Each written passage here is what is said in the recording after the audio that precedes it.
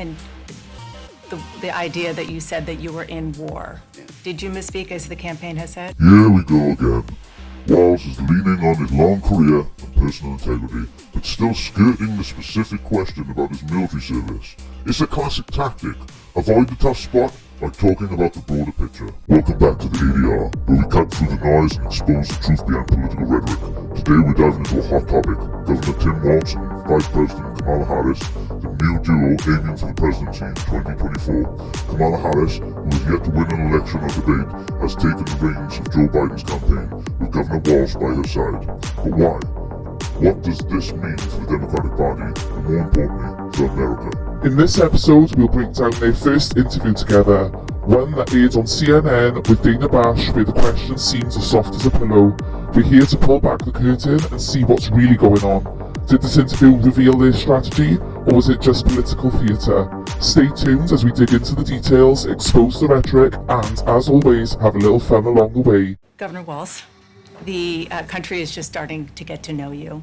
I want to ask you a question about how you've described your service in the National Guard.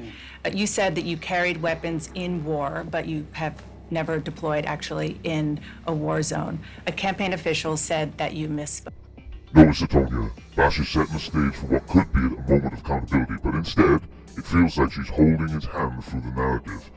This isn't just an interview, it's a performance. Yeah, it's like watching someone walk on eggshells, except the eggshells are made of cotton candy. I mean, where's the fire, Dana? This is supposed to be about serious allegations, right? Exactly. Let's break this down. Walz has been accused of embellishing his military service, claiming to have carried weapons of war into battle despite never actually serving in combat. The term stolen valor gets thrown around, and for a good reason. It's not just a minor embellishment, it's a serious offence, especially to those who truly serve.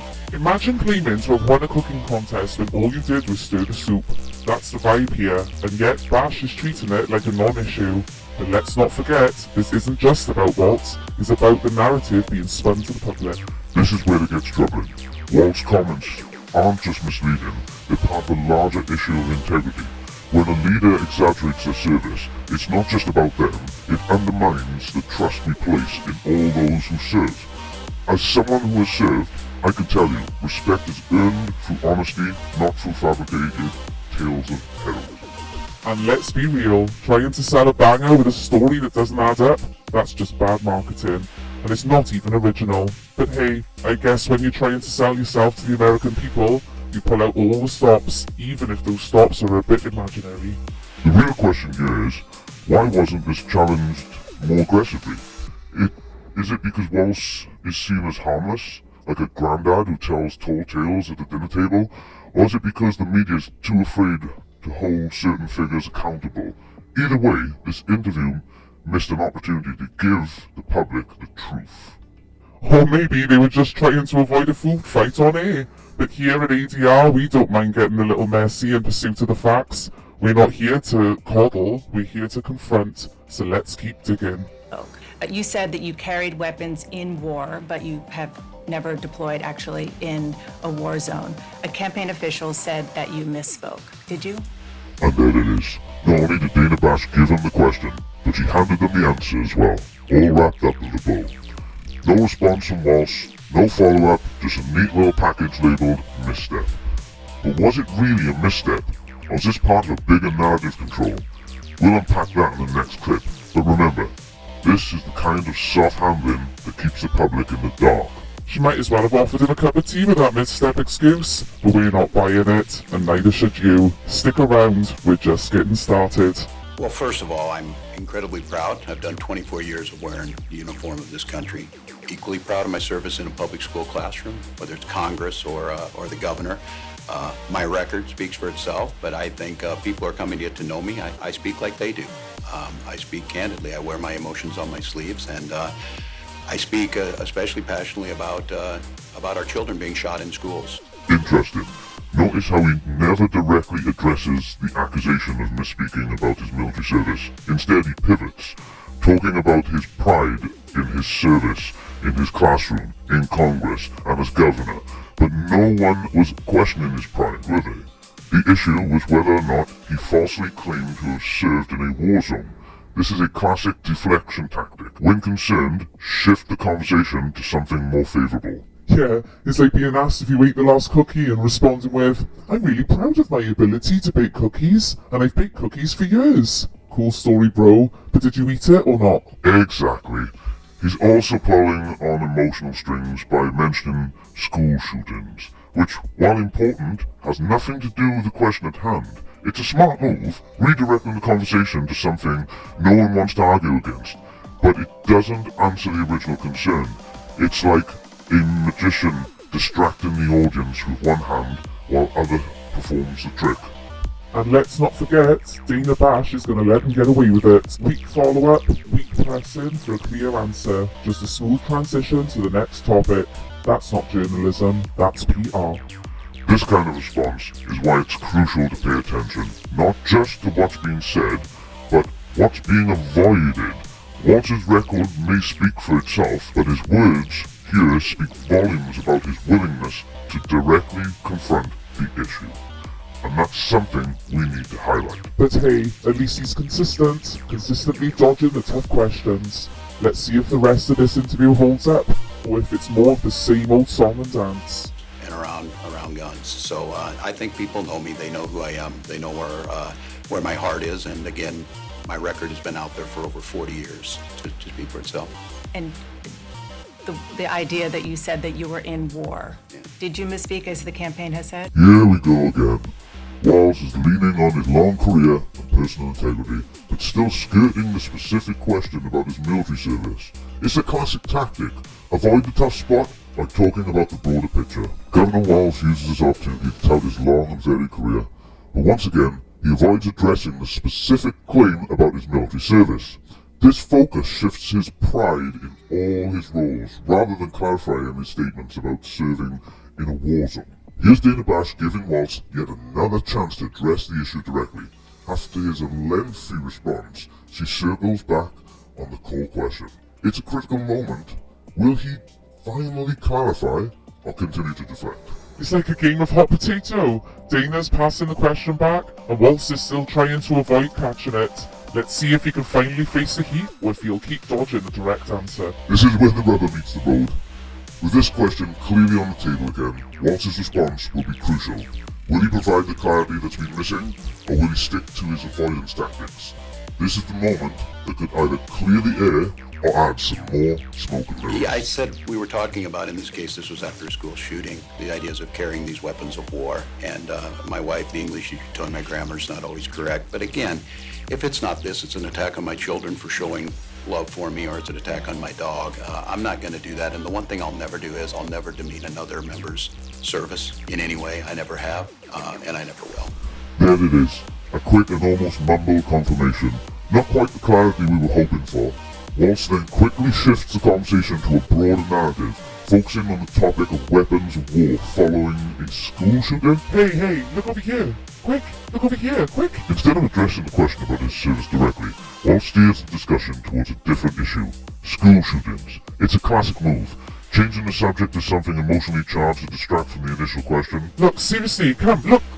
Seriously, look over here, quick. But that doesn't clear up the confusion about his military service now, does it? Just why on earth will you look over here? Walz then introduces a personal anecdote about his wife criticizing his grammar, which is an interesting pivot. He seems to be downplaying the seriousness of the previous statements by framing them as just minor errors. But here's the thing. Being in Congress, one would hope for precise language, especially when it comes to discussing military service. It's like Walz saying, don't worry about the details, just look at my heart. It's a bit like a chef saying, don't mind the burnt parts, just focus on how much I love cooking. But shouldn't the recipe be right too? Exactly, and then he claims that if it's not about his service, it's an attack on his children or his dog. It's a deflection from addressing the core issues. Bringing personal or emotional topics into a political debate can sometimes be a tactic to avoid real accountability. And then he wraps it up by saying he would never demean anyone's service or attempt to show his respect and good intentions. But the question remains, did he misrepresent his military experience, and why avoid a straightforward answer? In the end, this segment shows how Walz continues to sidestep the crucial question about his military service, using personal anecdotes and emotional appeals to deflect. This kind of response not only fails to address the original concern, but also muddies the waters further. One other question, because again, this is all new. This was not, however many days ago, this was not on either of your bingo cards, especially yours. You had to clarify that you had said that you and your wife used IVF, but it turned out you used a different kind of fertility in order to have children. And then when you ran for Congress in 2006, your campaign repeatedly made false statements about a 1995 arrest for drunk and reckless driving. Dana Bash continues her hand-holding, almost comforting the guests with the idea that everything they're facing is a big surprise. It's a soft touch, but it does steer away from the more challenging questions. This time, she dives into a sensitive subject, IVF. Tim Walz's answer about using IVF, when in reality it was a less invasive fertility treatment we believe, raises questions about his honesty. It seems he might have mentioned it to build a connection with those who suffer from similar issues, but it's important to be accurate, especially in such personal topics. As someone who understands the struggles related to fertility issues, I can appreciate the sensitivity of the topic. It's vital to handle those personal matters with honesty and respect. And while we wish the Walz family the best, inaccuracies can still impact public trust. Accuracy matters, especially when discussing personal matters that many people face. Misinterpretations, even with good intentions, can undermine trust. Now Dana transitions to a different topic. Dana introduces another sensitive issue, Tim Walz's past DUI. This question brings up a troubling aspect of his history, which his campaign has reportedly misrepresented. We see Walz's body language shift. There's an air of discomfort and possible shame. Tim's reaction speaks volumes. It's clear this is a difficult topic for him. With the campaign's previous attempts to downplay this issue, the pressure is now on Tim to address it directly. This sets the stage for a potentially revealing conclusion to the interview. There's another layer to this. It looks staged to elicit a sympathy vote. Tim Walz's apparent shame and focus on personal struggles might be crafted to manipulate emotions and gain a second chance from voters. This contrasts sharply with the narrative often applied to figures like Trump, where past controversies are portrayed as disqualifying rather than forgivable. Is this emotional manipulation working? It's worth questioning how effective these tactics really are. Exactly. It's essential to examine whether these emotionally charged moments are generally reflective of the candidate's characters, or if they are strategically orchestrated to sway public opinion. Let's see how this unfolds and whether the intended sympathy translates into voter support. What do you say to voters who aren't sure whether they can take you at your word? Well, I've been very public. I think they can see my students come out, former folks I've served with, and they vouch for me. I certainly own my mistakes when I make them. Dana Bash sets up a classic narrative spin, framing the question in a way that implies vulnerability and calls for reassurance. This is a common tactic to humanize the guest and soften the scrutiny. Tim Walz's response is crucial here. Well, I've been very public. I think they can see my students come out, former folks I've served with, and they vouch for me. Walz asserts that he is open and transparent, supported by endorsements from his students and former colleagues. However, this is contrasted by reports from some veterans who have spoken out against him. His claim to own his mistakes is a common political maneuver to gain sympathy and demonstrate accountability. You know what time it is. Roll the tape.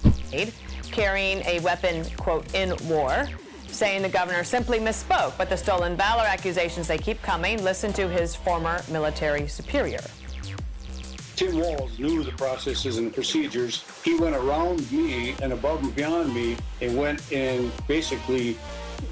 to get somebody to back him to get him out of there without, it was just a back door. The one thing I'll tell you is I wished in this country wouldn't have to do this. I spoke about our infertility issues because it's hell, and families know this. And I spoke about the treatments that were available to us that had those beautiful children there.